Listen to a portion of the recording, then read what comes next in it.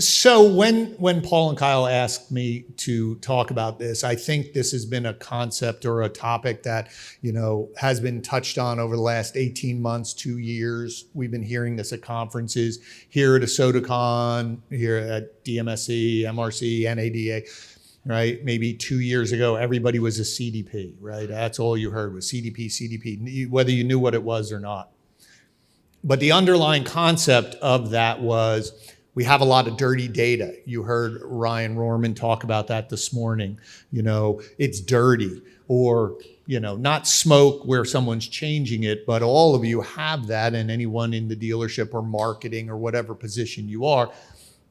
Glenn is in there as Glenn Pasch with one email, G Pasch as another email or a phone number, and there's 5 people in there, and they're all getting outreach, or they have some email that they don't look at. So there's so much wasted potential from a marketing standpoint, but also from a labor standpoint, because how many of those leads is your team trying to reach out, and they're not answering a phone and they're not answering an email, but I got to make those 100 phone calls and I got to send out my bazillion emails, or else I'm not going to get, I'm going to get yelled at. And I think everybody finally realized, because we now have that capability in automotive, it's been outside of automotive for a while, where what if we could cleanse the data? What if we could combine all of them into one record, very much like your credit report, right? It has everything, every phone number you ever had, every email, but it's you. And what could we do with that data? Because just because we cleanse it, right? You were saying earlier before we started, it's not just getting the clean data. That's one piece. Or for your, tool now is I can see everything. I can see that record. I can see what marketing they dealt with. I can see when they bought. I can see all of this data. But if it's not actionable, if I don't do anything with it, all I have is a bunch of clean data. But that's just a piece. So that's where we're going to start. But we want to go down that road. So for you, Phill, when you were talking earlier about the data, now you are moved, again, I don't know how long, but you're on Techion. Yeah, right? That's correct. And so first, talk about not just their capabilities, but what is this idea of cleansing this data? Why was that important to you? Obviously switching to their DMS with promises of aggregating all this data, easy access, et cetera, et cetera, et cetera. And they have delivered on that aspect. So talk to you from the dealer's perspective. Why was data so important? This idea of cleanliness, and where are you at on that journey of clean to usable data? Yeah, so I thought we were doing pretty good until I came here. But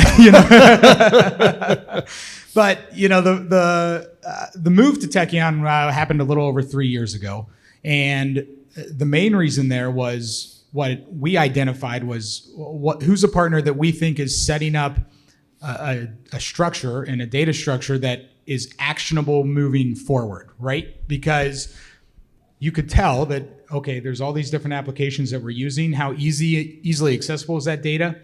What can my people see when they pull up information in the DMS, and how quickly can they get to information, right? Like a great example. You're a service advisor and you want to see if a customer's got a vehicle service contract and tire and wheel coverage and whatever other else F&I products, right? Prior to Techion, we were on CDK. Only thing you could see, vehicle service contract. You're missing out on several other revenue generating areas, right? Techion is just a drop down, right? I can see exactly what it is. If it's active, it's going, right? So part of this journey is cleaning it up, and then part of it, or giving it a good area to be viewed, because Techion isn't a platform to, you can clean up your data and see it, but it doesn't do it automatically, right? So you've got to work on that. But it helps in the way of keeping one record as clean as possible without creating duplicates, because you can easily find it. And then we've gone to, with Drive Centric, and then we brought in Full Path as a partner as well.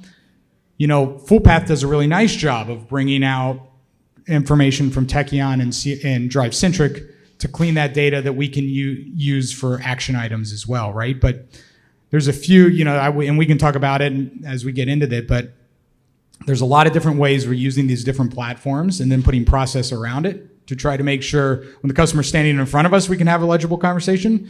And when we're messaging the customer, we can make sure we're hitting the right customer with the right message. Great. And what I love about that, and I hope you picked up on that, is you had the vision of where you wanted to go and you started finding partners to help add that in. I always, I'm always recommending to people when you come to conferences like this, you can get wowed by products, but they may not be right for you, right? And you have to really understand what your process is, what you're trying to accomplish, because then you can ask better questions for that. But what I liked also about that is finding the products now, because they're out there, where you don't have to log in to find 5 things. So for your, prior to that, you said, oh, I can see the service contract. Well, I have to go log in somewhere else to go see if they had wheel and tire. And I had to log in over here to see this, and that's never happening. They're settling at the first, the least path of resistance, and that's all I'm going to do. So there is this idea now of so many pockets of opportunity of revenue. And again, I really liked, just what Ryan said this morning, is you don't need more leads. You have so many people in your database.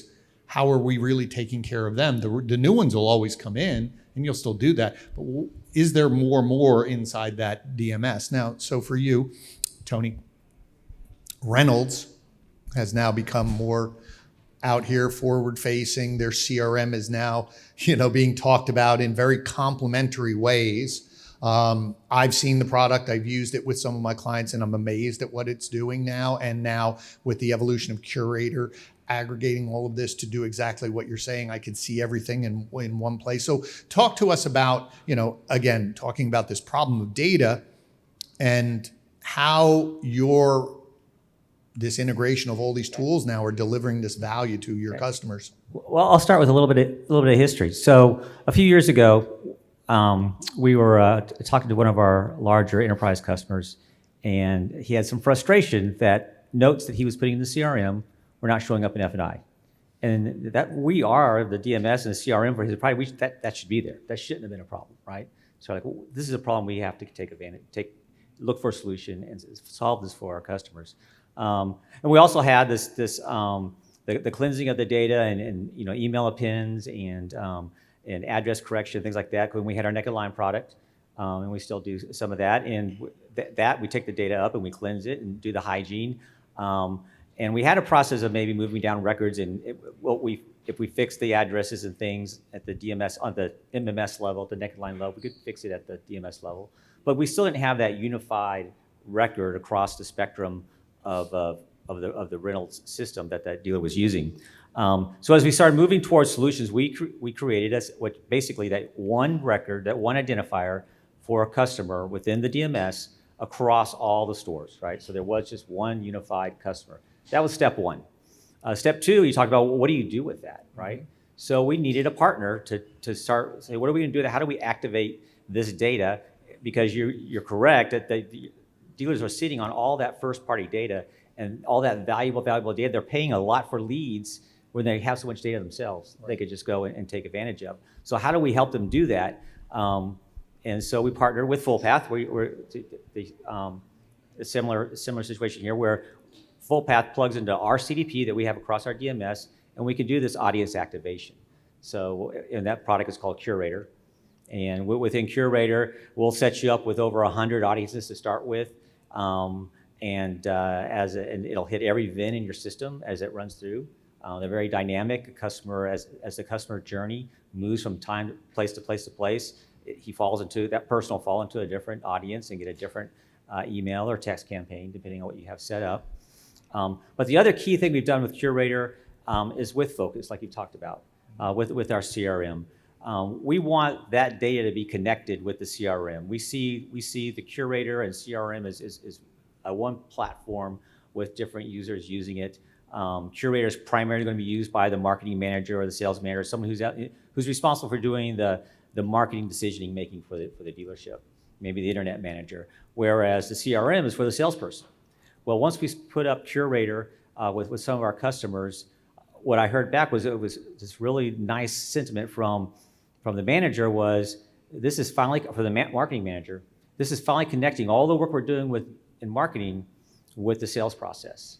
So now the marketing process and the marketing campaigns and the marketing strategy now fit right into the sales process at the dealership, because the salesperson was seeing the sales journey for that customer, or the car journey for that customer, whether it's service or sales. They're seeing everything, all the emails that went out, all the service visits they had, all the emails they opened, all the VDPs they were on, what they're searching for. That was all in the CRM real time as it's being picked up within Curator itself.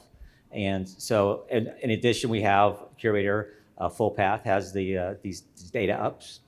These are people that are shopping on your website. They're your customers. They're on your website, but they haven't filled out a lead form yet. They haven't responded directly to an email for you yet. So you don't have them in your CRM yet as an active opportunity, but they are shopping. And now Curator can send that to the CRM, and the salesperson can know I can reach out to this person. Maybe I see they're shopping for this particular Jeep. I can send them an email about that, or reach out to them. I don't have to be creepy and say, I saw you were on my website, but I hope not. That's. But I can start the conversation, right? Because I want to anyway. I can say, hey, I'm following up, and I see what I have this great, Jeep that I think you would love, kind of thing. Or we were just in the meeting, the session that was in here talking about the used car inventory, because it's all part of the CDP. It's in the garage. And when you get into the cleansing, we are also cleansing the garage and make sure we know what vehicle they actually have in the garage. You can start making offers for their trade because you want them to come in, because you know what they're shopping, they're in the market. I think, again, it should be very exciting for dealers, because, and whatever role you're in, because we've been promised this for a while. And now you're starting to see this ability where I no longer have to just do spray and pray. I don't have to just send out messages, blanket messages, because I was having a conversation out at lunch and saying, when you get to the point that both of you are at, and I want to ask you how you specifically are using it, but this person was saying, now I know I'm going to have all of these smaller audiences, but no longer did the person who just got sold a car 3 months ago is going to get a tire special, or hey, buy a car, right? That's done. One, it saves me money. If it's an email blast, it's not really saving you money, but it's saving you trust, because I remember who this person is. And the person's like, they are talking one-on-one. And that's where this one voice is. You're getting to the point where you can really strategize all your outreach in a very one-on-one versus one-to-many, right? And so for you in the dealership, and you were saying, I tactically build these audiences, right? So if Full Path is can offer audiences, you're building audiences for them. Give us some specific examples of how you're now using this more cleansed data. What type of campaigns are you pushing out, and what type of results are you seeing? Yeah, so I think what's important here, I want to circle back to something you said after my first comments, because I think it's important to understand this in the vision of stuff, right?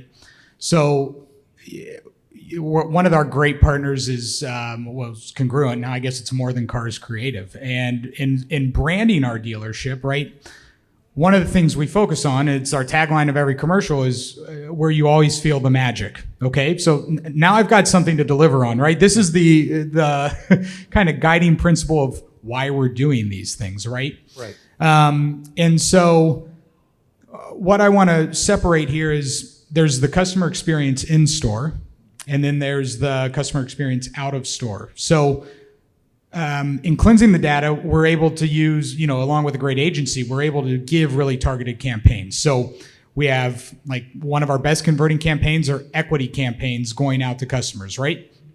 Hey, your car has equity. This is powered by Full Path and things along those lines. But you're talking about, we're activating, that campaign typically activates gets engagement from about 3,000 customers of ours a month, right? They're looking at the equity emails. Those emails, they open on average 62% of the time. Okay, click through at over 10% consistently. So they're going somewhere on our website with that, right? But over a 30-day period, on average, those emails are helping us produce 25 to 30 car deals. Okay, because we know that customer now with the Full Path CDP is that they've interacted with that. Now, that's not the only thing that's working, right? Because We can use that full path data to then hit them with more targeted campaigns on Facebook or Google or anything along those lines, knowing that because they're interacting with all that and it's all coming back into one area, right? So we know the journey much better to make sure our messaging is way more targeted. Now, the key to that is what happens when that customer comes in the store, right? That's where, it sounds like you guys are solving for as far as like somebody being able to see all that path, right? I don't have, unless my salesperson logs into another system, they can't see that. So that's not necessarily happening. So what we try to do is then how are we putting the customer into one system to make sure that the communication and everybody understands what's going on with that customer. So that's where, we are now on a very strong path to get total dealership utilizing the CRM for communication and interaction with customers, right? We're really great at it on the sales side. We're really great at it on the BDC side. We were really bad at it. On the service advisor side or the parts counter side, right? So now our last few months have been a big push into everybody go there, because as I can consolidate that communication and that data, my data just gets better, right? Because everybody can continue to pull out of that. We know when communication is going out. We know when we're starting campaigns in the CRM, and that just helps reinforce this loop. So I think there's some tactical stuff you can do on the ground to help make sure that your data is staying good and consistent, and people are able to track things better too. So, and I think to your point, and my brain goes into process right away, but I think for all of you, if you listen to what you just said, is mapping out where that customer's going, right? So if you have a tool like a full path or a CDP, whatever your CDP is, once you build that audience, somebody's going to fall in and fall out based on the parameters. But once they go in and they go, okay, we're going to send you the equity email, then you have to follow, again, that decision tree. If they open it, what happens? If they don't, they go down this funnel. If they open and they click, they go here. If they don't click.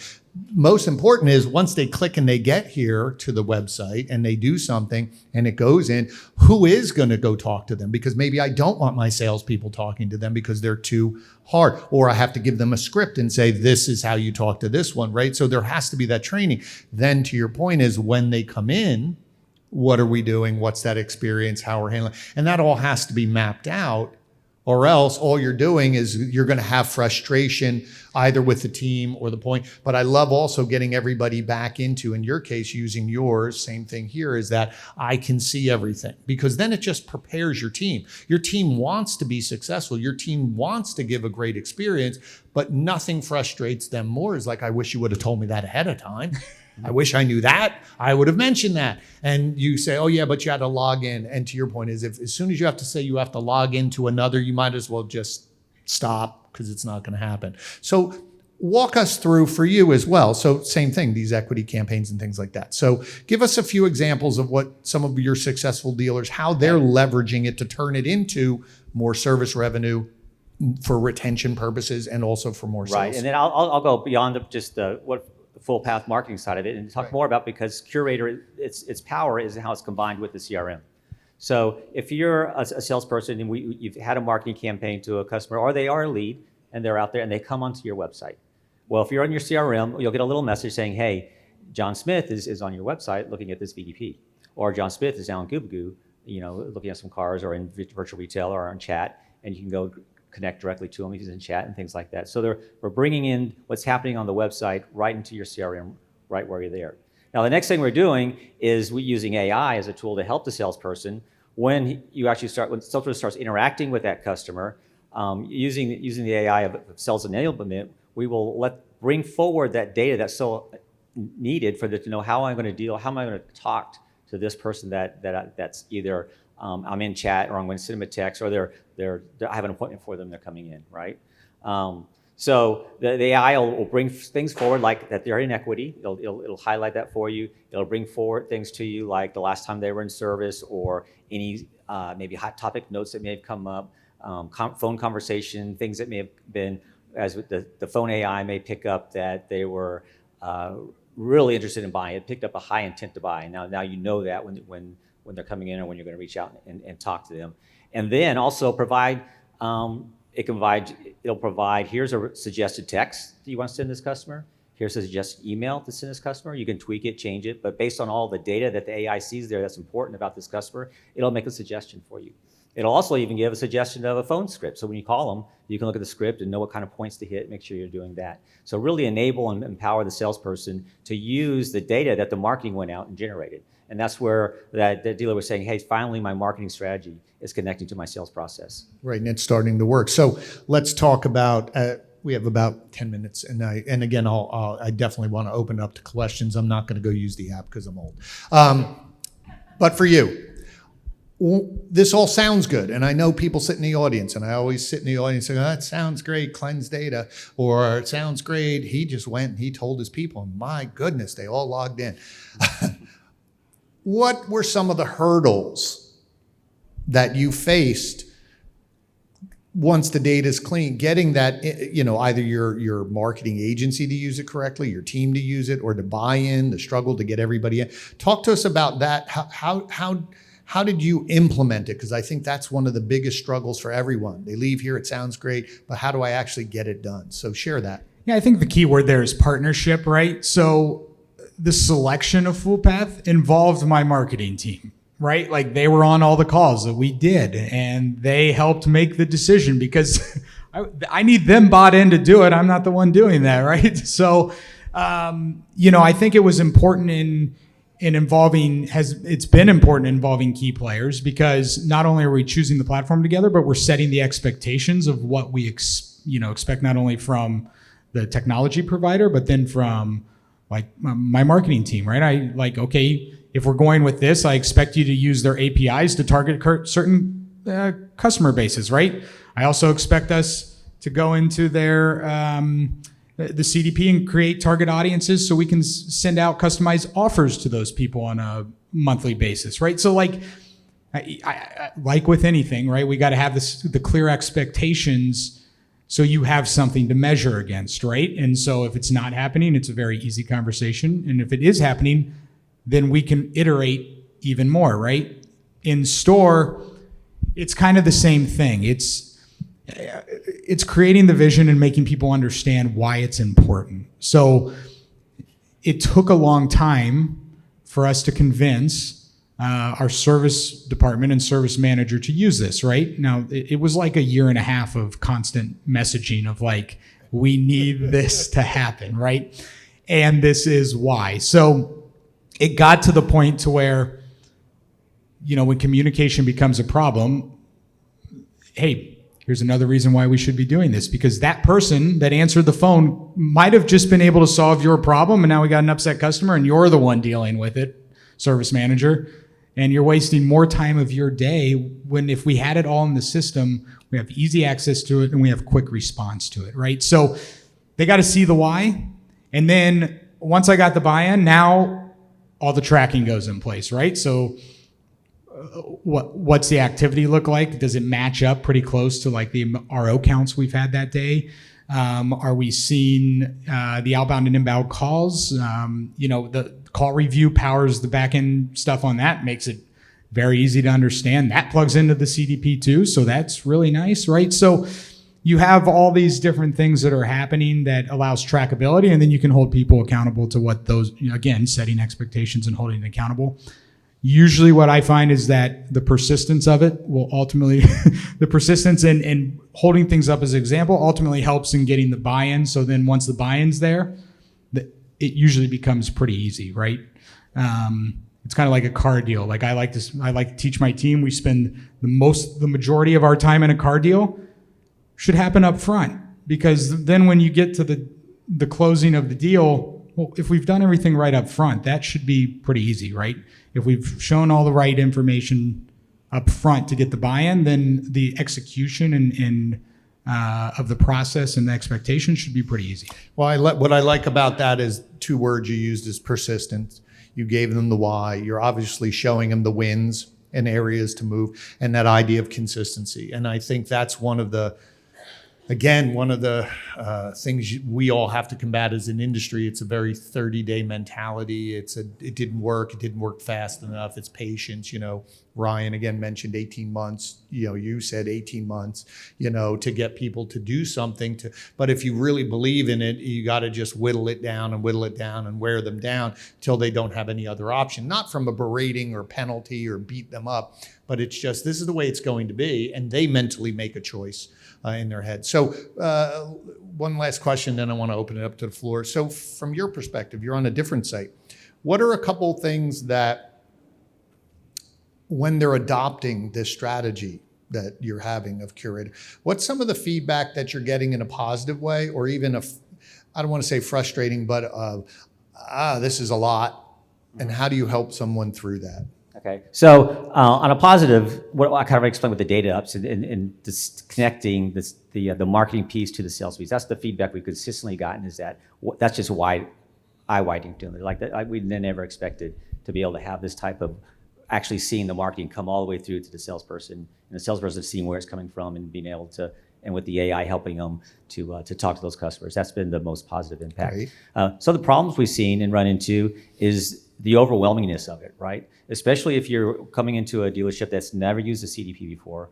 And you show them the dashboards, and show them the charts and how things are how their sales are going up or down over the past month, or their service going up or down the past month, and what do I do about this, and some of the struggles there. And what we found is, as their partner, as a provider, we got to provide some service with them to help them through that on a regular basis.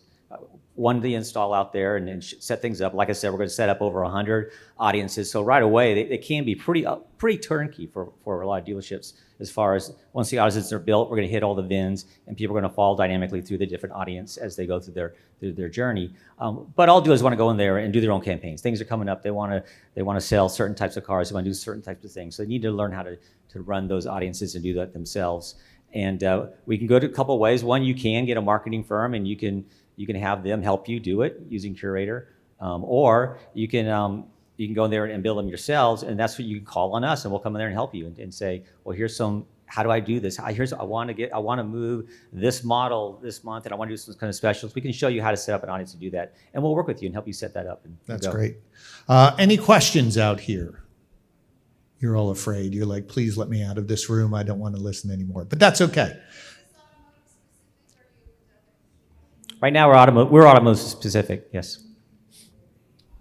Is Techion? I don't know. Is Techion automotive specific? I don't know. I would think so. I have no idea. I don't know. Yeah. But there are a lot. But again, this concept even for outside of automotive, there's a lot of the CDPs. There's a lot of CDPs that have been out there in marketing automations.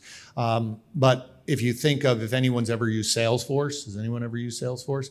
Like their whole thing is built as I'm a hub and you plug everything into it to build it yourself. Automotive is finally getting to that point versus no, this is my tool. No, I'm not sharing. And it's been really phenomenal. I mentioned at our conference in the fall, how many vendors, because they're starting to see the CDP journeys, and you're seeing dealers come in and say, proof of concept. Like Ryan started sharing something at ours maybe 18 months ago, and he saw what the Morgan Auto Group, because they delivered results, and he said, ooh, we're going to do that. Now he's delivering results, and everyone's going, okay, we got to go here. But more importantly, the vendors are saying, we have to be part of this or else we're going to be on the outside. So you're seeing a lot more collaboration in the automotive industry between vendors wanting to partner, like a full path, right? Integrating here and there. So that's really exciting. So again, thank you very much. Let's give these a round of applause. Please talk to them up here. Grab them out there, and I appreciate your time. Thank you, gentlemen, very much. Thank you. Have a great rest of the conference.